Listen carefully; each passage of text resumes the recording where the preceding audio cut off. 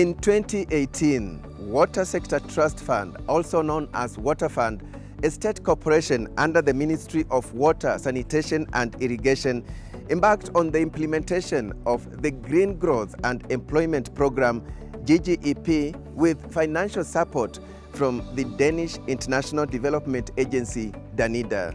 The Green Growth and Employment Program is a 2016-2021 partnership between Danish and Kenyan governments whose objective is enhanced water resource management and investments in selected counties for improved and sustained access by communities and households to water and sanitation for their domestic and productive needs. The Green Growth and Employment Program takes also a bigger headline because it's not only about water, it's also about Kenya having experienced quite a high growth the past decades, becoming a middle-income country. But if you look at the global environment, if you look at climate change, there's a shift now, and everybody's realizing that when we create growth, we also need sustainable growth. So there's a big shift that has happened both in Europe, but it's coming now also in Kenya, for everybody to think in sustainable solutions, to think in circular economy, not to use the natural resources that we are giving from the world. The main reason behind Danida implementing this program was to make sure that we support the Kenyan government to green the businesses, to green the economy, and also to make sure that the communities in the marginalized areas become more resilient to climate change. The program funded water and sanitation projects in underserved areas within 8 counties in Kenya, namely Garissa, Isiolo, Lamu, Mandera, Marsabit, Tana River, Turkana and Wajir. It was close to over 970 million Kenya shillings that we were able to implement projects that were identified and earmarked by the county government in those areas. And the objective was to basically not only provide water services and water resource, but also there was also livelihood and employment creation element within that objective of that program. WaterFund, in collaboration with local and international partners, also implemented the Water and Livelihood Program, WLP, a subset of the Green Growth and Employment Program. Water and Livelihood Program was an addendum to the GGEP program. It's not a standalone program by itself, and it was targeting refugees and host communities, specifically in Turkana West, and within Turkana West we were able to cover 5 wards within Turkana County. So the funding for the WLP program was over 600 million. We were reaching out to over 10,000 households, which translates to over 50,000 people within that area. Under GGP, we were able to finance 20 water and sanitation projects at a cost of 423.9 million Kenya shillings, and we also were able to finance 32 water resource management projects at a total cost of 170 million. Under the water and resource management investment, we piloted successfully Conservancy 5, 2 which were in Tana River and 3 which were in Lamu County. We provided financial support to the implementing partners who were either this community-based organizations, CBOs, or water service providers, or Conservancy, or Water Resource Users Association, normally known as RUAs. In Turkana County, for instance, one of the projects implemented was the Namoru Akwan Lokorkor Water and Sanitation Project.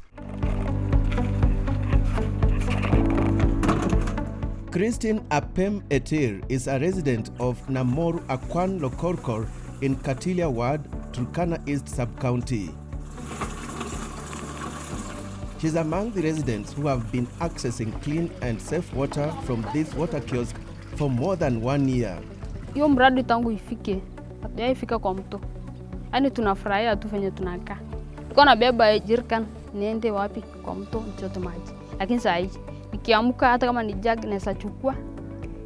Nitoe maji, kama nikupikia chai nataka naweza pika hiyo time.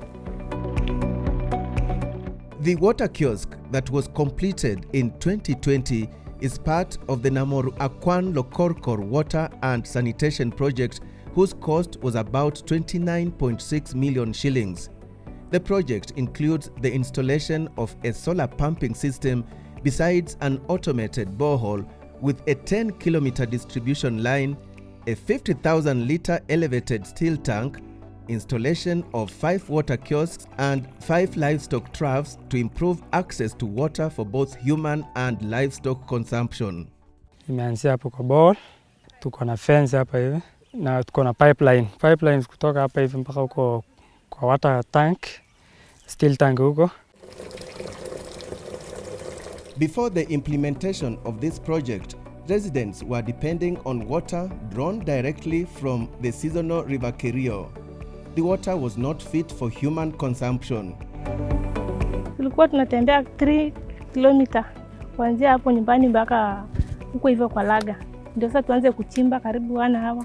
Ukichota maji chafu ikiisha, ndio sasa ile safi ikuje. Unasapata watu ni wengi huko kwa mto. Natamani kuchota na kila mtu ako na haraka. Ifeni ugonjwa ilikuwa inaanzanga. Mtu anaweza kuwa mgonjwa, wampeleke, anaweza kuwa na typhoid kwa sababu gani? Ya maji. Na hiyo maji yote hatukuwa na mfereji. Tulikuwa tunatoa maji huko.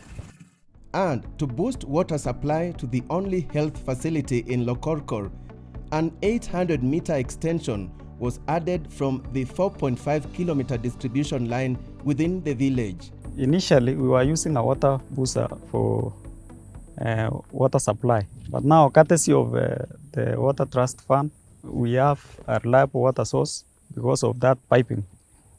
And now our sanitation is improved. We have got those 2 toilets which we are using for sanitation, which improves service delivery and reduce diseases. As a result, the level of sanitation has improved at the dispensary, leading to a gradual drop in reported infections. It is now easy to wash the hands because we have got the hand washing facility for the 2 toilets, and also we have installed the rest here.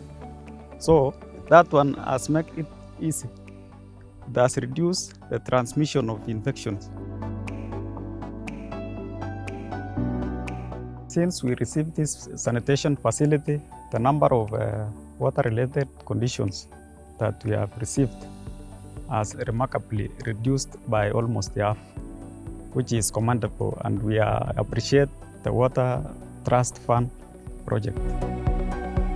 About 315 learners at Lokorkor Primary School benefited from a 260-meter extension from the 4.5-kilometer distribution line within the village and are now accessing clean water. We have received a VIP latrine, and alongside it we have a hand washing facility which is used by learners after visiting the latrine. Apart from that, we also have an extension of a yard tap. That one is also used during break time and also fetching water for drinking by learners and we teachers. As a result, Lokorkor Primary has recorded an increase in pupil population. Others missed school because of the same, but because of the project, most of them came back to school. By then it was around 270, but by now as we speak it has moved to around 315. The community has been equipped and trained on maintenance of these facilities to ensure sustainability. Tumefunzwa yani tusiharibu maji. Siko hapa, watoto wako wanasachezea. Asa tuwafunze watoto waachana hii story ya kuchezea maji. Achana nayo ndio tukae na maji yetu vizuri. Tunawapongeza watu wa Trust Fund kwa kutusaidia kutuwekea maji safi. Tunasema ni asante. Hakuna mtu anayeenda saa hii eti aende mtoni. Hata wale wako huko ndani ya msitu wote wanarudi huko. Hatuna shida sahihi ya maji yani. Indeed, the Namoru Akwan Lokorkor Water and Sanitation Project has benefited close to 2,400 people, positively impacting their livelihoods. Before, we had around 3,600 because people were moving far away where they were able to get water. That is why the population was so small. But now because of this project, people were able to move close to the Lokorkor.